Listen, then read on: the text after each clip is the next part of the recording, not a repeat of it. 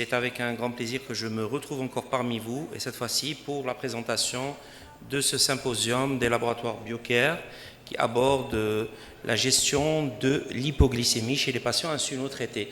Je tiens à remercier donc les laboratoires BioCare de m'avoir convié et de remercier les organisateurs de cette belle journée. Et on leur souhaite vraiment tout le bonheur et toute la réussite pour les prochaines sessions. Et bien sûr, la Société algérienne d'hypophyse qui n'a pas encore débuté et qui va devoir débuter. Bon, bref. Allez, on va dans le vif du sujet. Donc, il n'existe pas un organe qui ne soit pas touché par l'hypoglycémie. Tout simplement, l'hypoglycémie, on est dans une certaine balance décisionnelle entre comment dirais-je, être obsédé par l'objectif thérapeutique et d'un autre côté, l'impact de cette obsession. Dans les obsessions, on la paye toujours, parce que quand on est obsédé par l'impact thérapeutique, nous allons sur la réduction des complications, l'amélioration de la qualité de vie, l'amélioration de la santé et la perte, et plutôt la baisse des dépenses de santé. Mais d'un autre côté aussi, si nous avons une augmentation de cette fameuse incidence d'hypoglycémie, nous allons avoir une augmentation donc, des hypoglycémies en valeur absolue. Nous allons avoir aussi un retentissement sur cette peur, cette fameuse peur qui nous touche, surtout nous, les médecins, et pas les patients par la suite. Et bien sûr, ça aura un retentissement sur la qualité de vie et sur l'ensemble des paramètres. Et surtout, ça impacte la prise en charge sur le plan des coûts.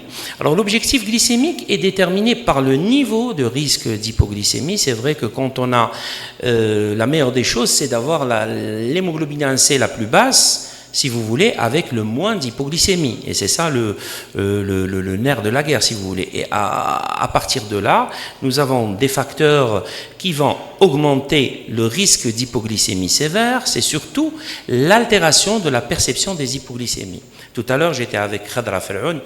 On a essayé, parce qu'elle avait présenté une présentation sur les hypoglycémies, on a essayé de rechercher, en fin de compte, ce n'était pas la bonne. Je ne sais pas quand est-ce que tu l'as fait, et effectivement, elle a abordé ce sujet, et j'ai voulu reprendre ce qu'elle avait fait. Et le problème, c'est cette fameuse altération de la perception des hypoglycémies.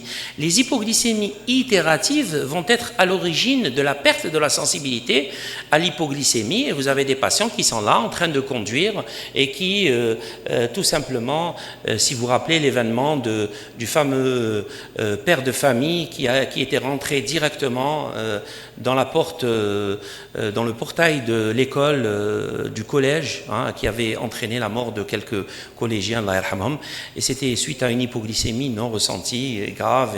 Et d'ailleurs, il y a actuellement un travail au niveau du ministère de la Santé qui est en train de revoir les conditions d'octroi du permis de conduire chez les patients qui sont, de l'octroi des permis de conduire chez les patients qui sont, c'est-à-dire diabétiques avec des maladies chroniques. Je dis ça, c'est-à-dire il y a un cours au niveau de du DEMS, donc de la filière endocrinologie diabétologie, où on vous parle diabète et vie sociale. Et c'est un cours où personne ne veut le faire parce qu'on ne sait pas réellement de quoi il s'agit, mais réellement à qui devons-nous signer l'autorisation de avoir un permis de conduire. Est-ce qu'on peut, à un tourneur, un tourneur qui est sous insuline et qui fait des hypoglycémies, est-ce qu'on peut le laisser travailler avec une machine au risque de se couper les doigts, au risque de se trancher une artère? Donc tout ça, c'est un ensemble de réflexions à faire. À partir de là, il existe un groupe de patients particulièrement à risque d'hypoglycémie sévère, surtout les enfants en âge de préscolaire, l'adolescence, le sujet âgé, les comorbidités, les conditions socio-économiques, la consommation d'alcool et bien sûr nos amis psychiatres qui sont là, s'ils sont toujours là. Il y a aussi ces fameux médicaments donc, qui peuvent aller sur les troubles de l'humeur. Et à partir de là, nous avons eu un concept qui a été largement abordée durant ces dernières années, cette fameuse variabilité. Et variabilité, en fin de compte, c'est quoi? Ce n'est qu'un numérique, si vous voulez, un numérique où on parle de moyenne glycémique. Et nous avons aussi cette fameuse déviation standard que divise la moyenne glycémique, qu'on multiplie par 100, et on arrive à avoir ce fameux coefficient de variabilité.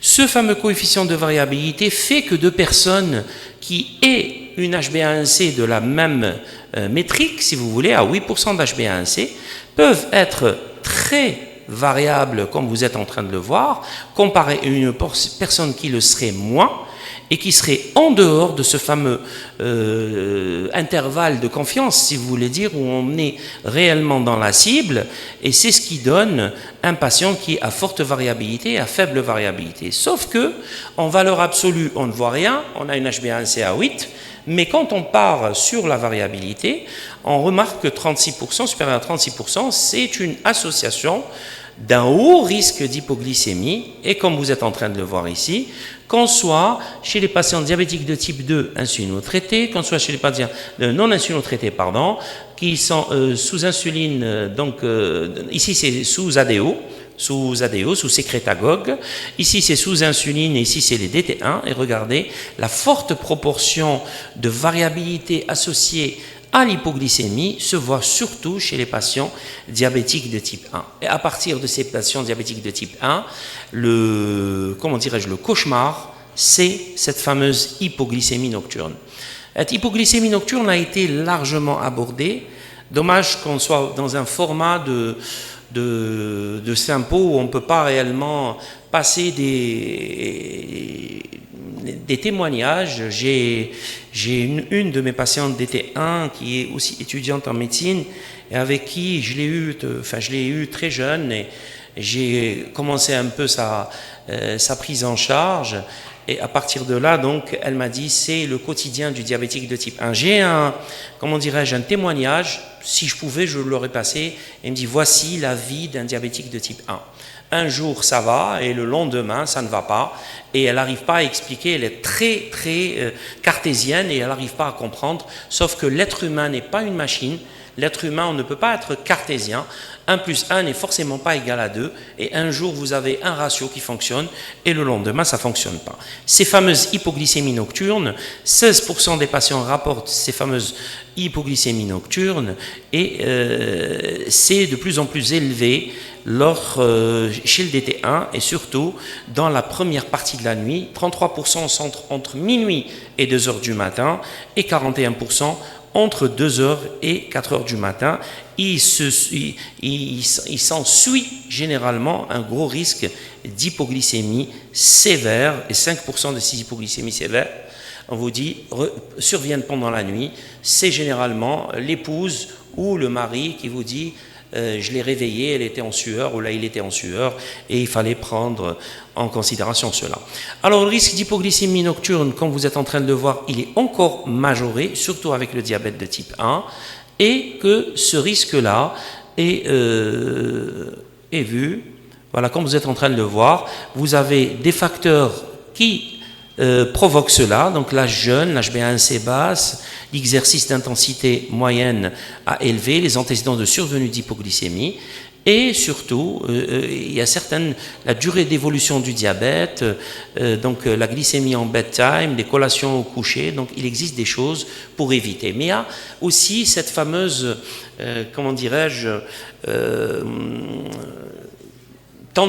fâcheuse tendance à essayer d'éviter cette hypoglycémie, et ceci va donner une suralimentation en pré-coucher, en bedtime, et ceci nous fait rentrer dans un cercle vicieux et qui ne pourra pas nous faire sortir de là. Donc la variabilité glycémique est claire, et elle varie aussi d'un jour à l'autre, et c'est ce qui est le plus vu chez les diabétiques de type 1. Comme vous êtes en train de le voir ici, la variabilité glycémique, donc des travaux de Hans, ceci a montré que dans l'analyse post-hoc de l'effet Switch 1, menée avec 500 patients de type 1, la variabilité d'un jour à l'autre de glycémie à jeun est corrélée au risque d'hypoglycémie nocturne. Donc, il n'y a pas de différence où la glycémie à jeun est détachée de la glycémie pendant la nuit. C'est un continuum de glycémie et ceci nous poussera et nous pousse à essayer de comprendre pourquoi cela arrive et surtout quelle est la conséquence. Et la conséquence, elle est là, cette fameuse altération de la perception de l'hypoglycémie. Alors, je l'ai appris, je le dis toujours, je reviens vers Khadra, qui nous a dit ça quand, je ne sais pas, mais tu nous l'as dit, et quand on avait une diminution de la perception de l'hypoglycémie, pour nous, c'était irréversible. Enfin, du moins, on n'en a pas vu des personnes qui peuvent faire marche arrière. Et pour cela, il y a eu cette fameuse création, si vous voulez, de ces fameux scores. Vous avez le score de Gold, comme vous le voyez ici. C'est un score qui montre, si vous voulez, donc son avantage c'est la simplicité, hein, mais il est un peu limité parce que vous voyez, dès lors qu'on a un score supérieur à 1 déjà, on passe vers le risque. Alors 1, à quelle concentration de glucose et de sang? Ici c'est pour la classification Daphné, et c'est Daphné, le programme Daphné, c'est ça? Je me suis rappelé, je t'ai envoyé. Donc c'est le programme Daphné qui est un programme d'aide à l'alimentation des patients diabétiques de type 1. Et c'est à partir de là qu'ils vous disent que l'hypoglycémie, ici, il fixe un chiffre. Si vous ressentez l'hypoglycémie au-delà de 0,54, c'est que vous êtes bon. À partir de 0,54 et moins, vous avez un déficit de perception de l'hypoglycémie et c'est là où réside le problème parce que cette évaluation de la perception de l'hypoglycémie qui peut être aussi faite par le score de Clark, il existe plusieurs scores, mais le score de Daphné reste le plus adapté. Moi je pense que c'est celui qui nous parle le plus et qui peut nous orienter vers cela. À partir de là, cette altération de la perception va entraîner une prévalence annuelle et incidence sévère de fois 6%, donc d'altération de la perception. Donc elle peut aussi, bien sûr pour une hypoglycémie, elle multiplie aussi fois 17% la prévalence annuelle de l'hypoglycémie sévère chez les patients atteints de diabète de type 2. Ici c'était les patients diabétiques de type 1, ici c'est les patients diabétiques de type 2, et ici c'est les stratégies de réduction de l'hypoglycémie. Alors, comment réduire l'hypoglycémie? La première des choses, l'arme du pauvre, l'arme la plus efficace, c'est l'éducation. Éduquer le patient et lui faire bénéficier de séances d'éducation thérapeutique. L'éducation thérapeutique, ça a été clairement montré dans ce programme-là. On minimise le risque d'hypoglycémie avec l'insulinothérapie fonctionnelle, qui est une méthode éducative de gestion de l'insulinothérapie. Et il existe aussi un risque minimisé d'hypoglycémie avec l'insulinothérapie fonctionnelle dans le programme Daphné, comme je viens de vous le dire. Les hypoglycémies ont été divisées par 3 pour les personnes qui ont eu à bénéficier du programme avec une amélioration, donc une réduction de la durée des hypoglycémies et surtout de l'intensité des hypoglycémies, et cela a été largement prouvé dans le programme Daphné. Alors, à partir de là, il y a eu aussi, donc ici c'était les glycémies capillaires, ici c'est le flash monitoring glucose, donc c'était dans le temps le flash, le Libre, donc les premiers modèles, et à partir de là, il y a eu aussi l'avènement des nouvelles technologies. Donc on part sur l'amélioration de l'éducation thérapeutique. Deuxièmement, l'utilisation des nouvelles technologies. Et comme vous le savez, on arrive à débusquer les hypoglycémies, à essayer de les débusquer, de les prévoir. Et on parle d'hypoglycémie prévue. On parle aussi de tendance hypoglycémique, de tendance à l'augmentation ou à la diminution du risque. Et dans ce programme, donc comme vous êtes en train de le voir, le risque hypoglycémique est nettement diminué avec l'utilisation du CGM. Et dans ce beau RCT, donc c'est une étude qui a été ouverte, donc qui a utilisé le CGM dans le diabète de type 1 pour les personnes qui avaient un problème de diminution donc, de la sensation de l'hypoglycémie.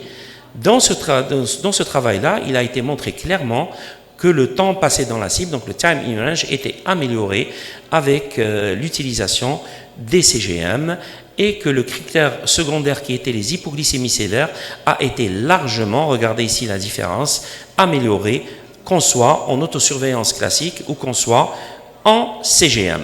À partir de là, qu'est-ce qu'il y a lieu de faire? C'est que aller sur les pompes à insuline aussi, ceci a réellement eu un impact sur la baisse des hypoglycémies. Et en dernier lieu, qu'est-ce qu'on avait comme moyen?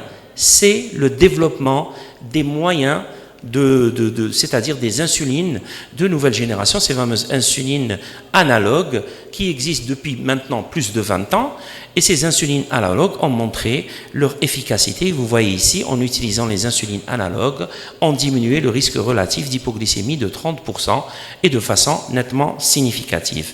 Ici, nous sommes dans un symposium Biocare et comme vous le savez, Biocare a lancé en Algérie des insulines biosimilaires. Nous avons eu l'insuline biosimilaire Glargine.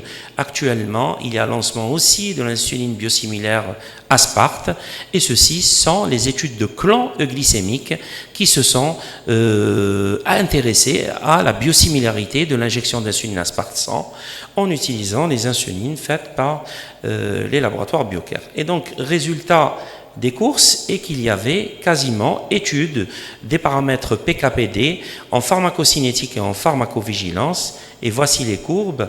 Les courbes, qu'on soit sur le princeps ou qu'on soit sur le biosimilaire, les courbes étaient quasi identiques et ceci a montré une efficacité et un effet quasi identique au princeps. Sur la base de ces résultats, donc, l'insuline Aspart de Biocare était équivalente à l'insuline princeps, ce qui concerne surtout l'effet pharmacodynamique et pharmacocinétique.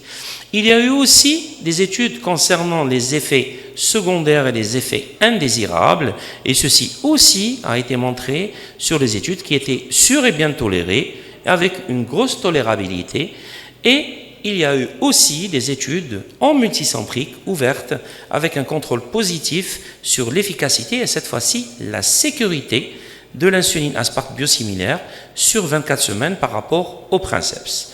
Et dans le résultat, il y a eu donc, l'objectif était donc évaluer la sécurité, comme vous êtes en train de voir, la variation de l'HbA1c, et tout ce qui est rapporté donc, à la sécurité, telle que l'hypoglycémie banale, l'hypoglycémie donc, courante, l'hypoglycémie sévère, et la proportion de patients ayant développé des anticorps et la proportion de patients ayant eu des anomalies à l'ECG. Alors, dans ce cadre-là, HbA1c égale entre princeps et biosimilaire, donc avec une efficacité similaire. Les résultats étaient similaires sur la glycémie à jeun, les résultats étaient aussi similaires sur la glycémie postprandiale et il y avait réellement une sécurité quasi identique entre les événements hypoglycémiques et les événements indésirables.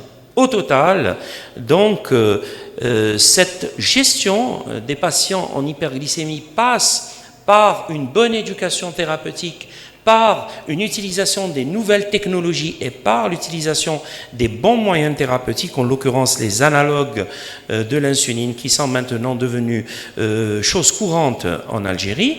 Actuellement, l'avènement des insulines biosimilaires analogues de fabrication algérienne, donc fabriquées du moins avec une grosse partie, donc une grosse proportion en Algérie, et de surcroît l'insuline Aspart a montré qu'elle était comparable avec l'insuline Princeps et qu'elle répondait aux normes européennes de pharmacopée. Et je vous remercie de votre attention.